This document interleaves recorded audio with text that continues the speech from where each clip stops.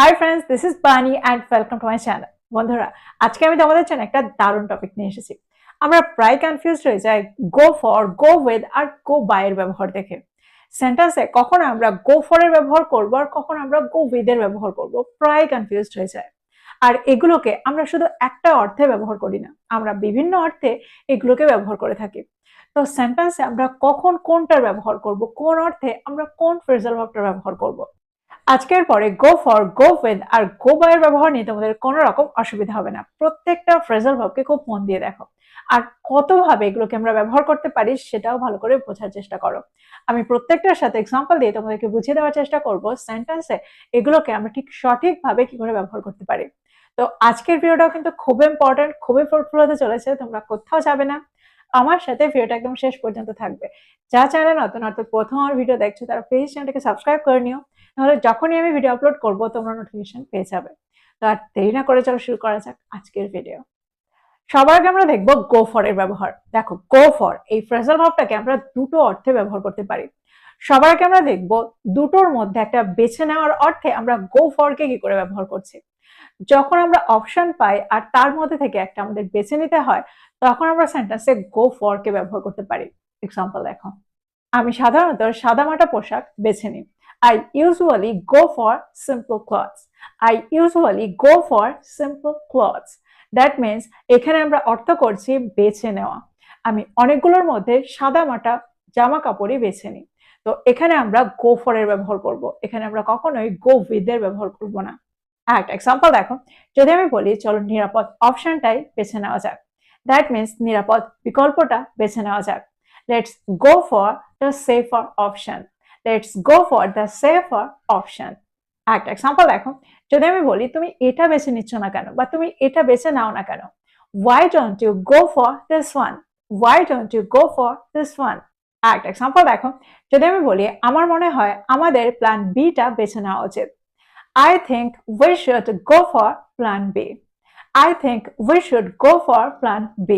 তো এক্সাম্পল গুলোর মধ্যে দিয়ে আমার মনে হয় তোমরা বুঝতে পারছো সেন্টেন্সে এখানে আমরা গো ফর কে কোন অর্থে ব্যবহার করছি।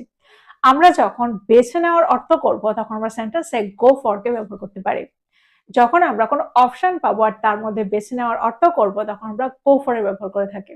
এবার আমরা দেখবো গো ফর এর অন্য আরেকটা ব্যবহার, আর কোন ভাবে আমরা গো ফর কে সেন্টেন্সে ব্যবহার করতে পারি আর কোন অর্থে আমরা গো ফর কে সেন্টেন্সে ব্যবহার করতে পারি। দেখো, কোনো কিছু পাওয়ার চেষ্টা করা বা অর্জনের চেষ্টা করার অর্থে আমরা সেন্টেন্সে গো ফর কে ব্যবহার করি। সেন্টেন্সে আমরা এখানে অর্থ করি এইম বা টার্গেট। ফর এক্সাম্পল, যদি আমি বলি সব সময় তোমার স্বপ্ন অর্জনের চেষ্টা করো, দ্যাট মিনস স্বপ্নটা পূরণ করার চেষ্টা করো। Always go for your dreams. Always go for your dreams.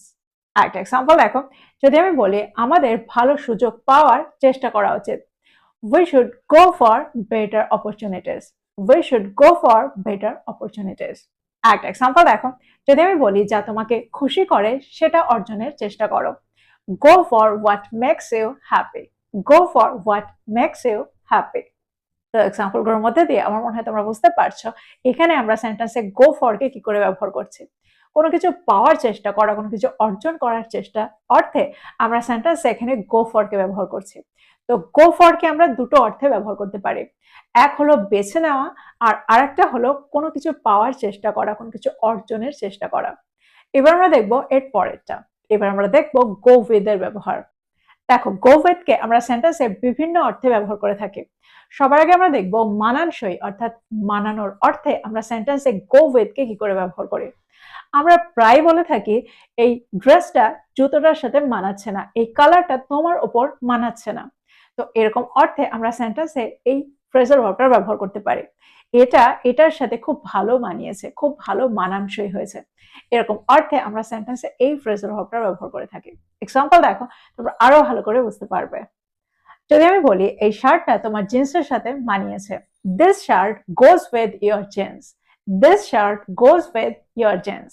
ঠিক একইভাবে যদি আমরা বলি এই শার্টটা তোমার জিন্সের সাথে মানানসই নয়, তাহলে সেন্টেন্সটা কি হবে? This shirt doesn't go with your jeans. This shirt doesn't go with your jeans. তোমরা বুঝতে পারছো সেন্টেন্সে আমরা এই ফ্রেজাল ভার্বটাকে এখানে কোন অর্থে ব্যবহার করছি, গো উইথ কে এখানে মানানসই অর্থাৎ ম্যাচ করার অর্থে আমরা কি করে ব্যবহার করছি। আমরা প্রায় বলে থাকি নীল সাদার সাথে সুন্দর মানায়। Blue goes nicely with white. Blue goes nicely with white.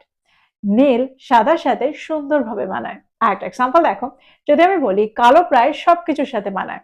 Black goes with almost everything. Black goes with almost everything. তোমরা বুঝতে পারছো সেন্টেন্সে মানায়, মানানসই এরকম অর্থে, ম্যাচ করার অর্থে আমরা সেন্টেন্সে এই ফ্রেজাল ভার্বটাকে কি করে ব্যবহার করছি, গো উইথ কে কি করে ব্যবহার করছি।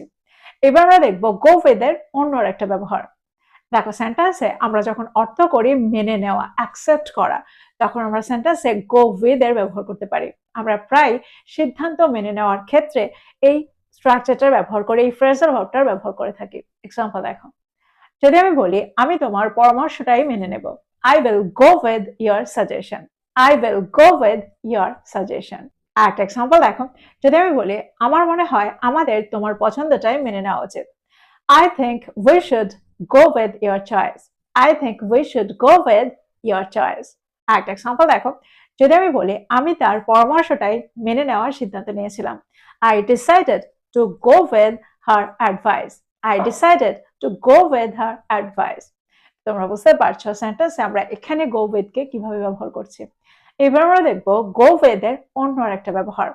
দেখো সেন্টেন্সে গো উইথ কে আমরা অ্যাকম্পানি বোঝাতেও ব্যবহার করে থাকি। দ্যাট মিনস সাথে যাওয়া, সাথে বা সঙ্গে এরকম অর্থে ব্যবহার করে থাকি। যদি আমি বলি আমি তোমার সাথে বাজারে যাব, I will go with you to the market. I will go with you to the market. দেখো এখানে আমরা উইথ এর ব্যবহার করছি সাথে বোঝাতে, সঙ্গে বোঝাতে।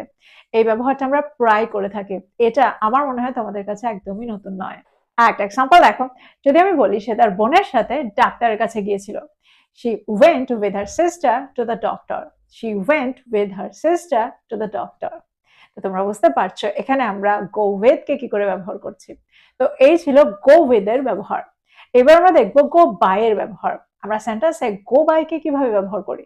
দেখো go by কে আমরা বিভিন্ন অর্থে ব্যবহার করে থাকি। দেখো go by কে আমরা সেন্টেন্সে দুটো অর্থে ব্যবহার করে থাকি। সময় কেটে যাওয়া, সময় পাস হয়ে যাওয়ার অর্থে আমরা গো বাই কে প্রায় ব্যবহার করে থাকি। যদি আমি বলি দিনগুলো খুব দ্রুত কেটে যায়, days go by very fast. Days go by very fast. একটা এক্সাম্পল দেখো, যদি আমি বলি বুঝে ওঠার আগেই শৈশবটা পার হয়ে যায়, শৈশবটা কেটে যায়।